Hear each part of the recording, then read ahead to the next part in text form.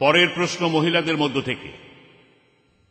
আসসালামু আলাইকুম ভাই জাকির, আমার প্রশ্নটা হলো, যখন কোরআন নিজেই বিজ্ঞান সম্পর্কে এত কথা বলছে, তাহলে বিজ্ঞানের ক্ষেত্রে মুসলিমরা এত পিছিয়ে রয়েছে কেন?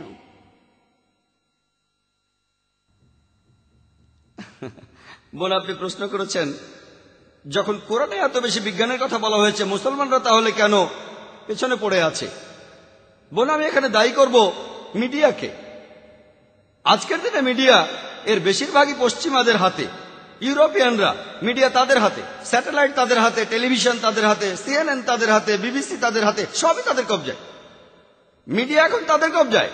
আর আমরা সবাই যে বইগুলো স্কুলে পড়ি, কলেজে যে বইগুলো পড়ি, আপনারা দেখবেন সেখানে অষ্টম থেকে দ্বাদশ শতাব্দীতে এই সময়টা ছিল অন্ধকারের যুগ। কাদের জন্য অন্ধকার? ইউরোপিয়ানদের অন্ধকার যুগ, পুরো পৃথিবী না। আরব এবং মুসলিমরা তখন অনেক বেশি উন্নত ছিল। অষ্টম থেকে দ্বাদশ শতাব্দীতে মুসলিমরা অনেক উন্নত ছিল, ইউরোপিয়ানরা পিছিয়ে ছিল। সেজন্য তারা বলে তখন পৃথিবী ছিল অন্ধকার যুগ। আসলে পৃথিবী অন্ধকার যুগে ছিল না, ইউরোপিয়ানরা অন্ধকারে ছিল। সেই সময়ের সামান্য যন্ত্রপাতি আর বিভিন্ন প্রযুক্তি দিয়ে অষ্টম থেকে দ্বাদশ শতাব্দীতে মুসলিম বিজ্ঞানীরা যে আবিষ্কার করেছেন সেটা অকল্পনীয়। এখন বিজ্ঞান অনেক উন্নত হয়েছে, অনেক আবিষ্কার হচ্ছে। তখনকার দিনের বিভিন্ন রকম সীমাবদ্ধতার মধ্যেও মুসলমান বিজ্ঞানীরা যে কত কিছু আবিষ্কার করেছিলেন সেটা অকল্পনীয়।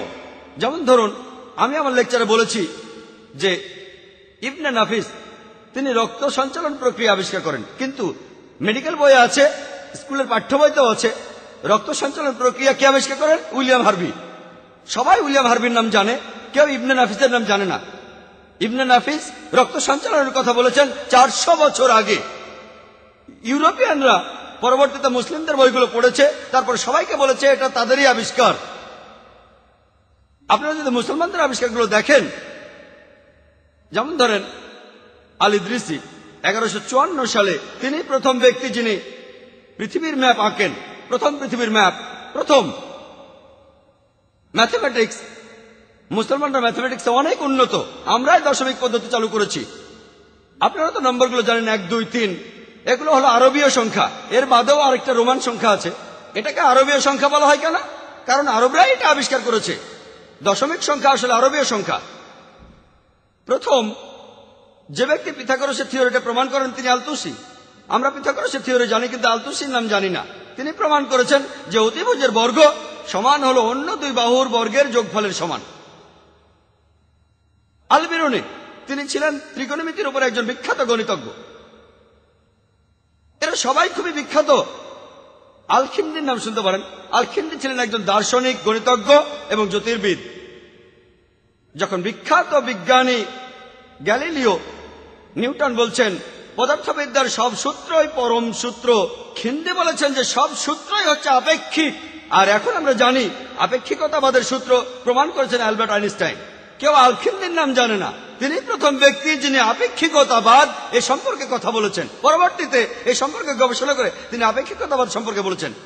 কয়জন এই 3 ভাইয়ের নাম জানে? মোহাম্মদ, শাকের আর হাসান। তাদের কথা কয়জন জানে? তারা পৃথিবীর পরিধির কথা বলেছিল লোহিত সাগরের একটা কৌণিক বিন্দু থেকে। তখন মানুষ ভাবত যে পৃথিবী সমতল। কেমিস্ট্রি, মুসলমানরা কেমিস্ট্রিতে অনেক উন্নত ছিল। ইবনে আয়ান, জাবের ইবনে আয়ান, ইউরোপিয়ানরা বলে গেবর।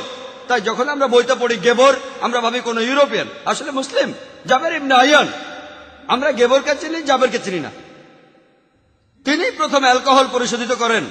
অ্যালকোহল এসেছে আরবি শব্দ আলগুল থেকে, অর্থাৎ ভূত, খারাপ প্রেতাত্মা। অ্যালকোহল আরবি শব্দ। তিনি কেমিস্ট্রির উপরে 2000 পৃষ্ঠার বই লিখেছেন। মোহাম্মদ জাকারিয়া রাজি, তিনি মেডিসিনে বিখ্যাত ছিলেন। তিনি গুটি বসন্ত এবং হামের ব্যাপারে বিখ্যাত চিকিৎসক ছিলেন। তিনি প্রথম পারদ মেশানো মলম ব্যবহার করেন। তিনি শিশুদের রোগের উপর বই লিখেছেন। এমন অনেক মুসলিম বিজ্ঞানী আছেন। আলী ইবনে আব্বাস, তিনি মেডিসিনের উপর 20টা বই লিখেছেন। আলী ইবনে সিনা, পশ্চিমারা বলে আভিসিনা, আভিসিনা শুনে মুসলিম মনে হয় না। আলী ইবনে সিনা মুসলিম, আভিসিনা মুসলিম না। তাকে তখন বলা হতো প্রাচ্যের অ্যারিস্টটল। তিনি একটা বই লিখেছিলেন, কানুন। এই বইটা মেডিসিনের পাঠ্য বই হিসেবে বিভিন্ন জায়গায় পড়ানো হয়েছে 17 শতাব্দী পর্যন্ত। ইবনে জুহরের নাম কে জানে? তিনি হলেন আলেকজান্দ্রিয়ার পর প্রথম কেউ যিনি প্যারাসাইটোলজি নিয়ে কথা বলেছেন, এইচ মাইটের কথা বলেছেন, পেরিকার্ডাইটিস, তিনি ওটাইটিস মিডিয়ার কথা বলেছেন, ট্র্যাকিওটমি। অনেক চিকিৎসক আল জাহারি ছিলেন বিখ্যাত ডেন্টিস্ট, একজন সার্জন, এছাড়াও একজন প্রসূতি বিশেষজ্ঞ। তিনি সার্জারির বিভিন্ন রকম যন্ত্রপাতি আবিষ্কার করেন, গাইনোকোলজি আর ডেন্টিস্ট্রির যন্ত্রপাতি। আমরা অনেকেই হয়তো এগুলো জানি, কিন্তু মিডিয়া এখন রয়েছে পশ্চিমাদের হাতে। মুসলিমরা অনেক উন্নত, তবে আপনার কথাটা আমি মানছি, বর্তমানে আজকে মুসলিমরা জ্ঞানে বিজ্ঞানে পিছিয়ে যাচ্ছে। কারণটা জানেন? ইউরোপিয়ানরা এগিয়ে যাচ্ছে। কারণটা জানেন? মুসলিমরা পিছিয়ে যাচ্ছে কারণ তারা পবিত্র কোরআন থেকে দূরে সরে যাচ্ছে। আমরা ধর্ম থেকে অনেক দূরে সরে যাচ্ছি। আর ইউরোপিয়ানরা কেন এত উন্নত হলো জানেন? ধর্ম থেকে তারাও দূরে সরে যাচ্ছে। ইউরোপিয়ানরা উন্নত হচ্ছে কারণ তারা ধর্ম থেকে দূরে সরে যাচ্ছে। মুসলিমরা আমরা পিছিয়ে যাচ্ছি কারণ আমরাও ধর্ম থেকে দূরে সরে যাচ্ছি। এখানে আমি মুসলিম ভাই বোনদের অনুরোধ করব, অমুসলিমদেরও বলবো, আপনাদের সবাইকে বলছি, কেন আপনারা পবিত্র কোরআন পড়বেন না অর্থ বুঝে? কেন আমরা আয়াতগুলোর অর্থ বুঝবো না? আমরা কোরআন নিয়ে যা করি চুমু দিয়ে উপরে রেখে দেই। কোরআন শুধু চুমু খেয়ে উপরে রাখার জন্য নয়, দৈনন্দিন জীবনে কোরআনের নীতি প্রয়োগ করতে হবে। যদি দৈনন্দিন জীবনে কোরআন মেনে চলেন, অর্থ বুঝে পড়েন, ইনশাল্লাহ আমরা আবার পৃথিবীতে সবার উপরে থাকবো। আশা করি উত্তরটা পেয়েছেন।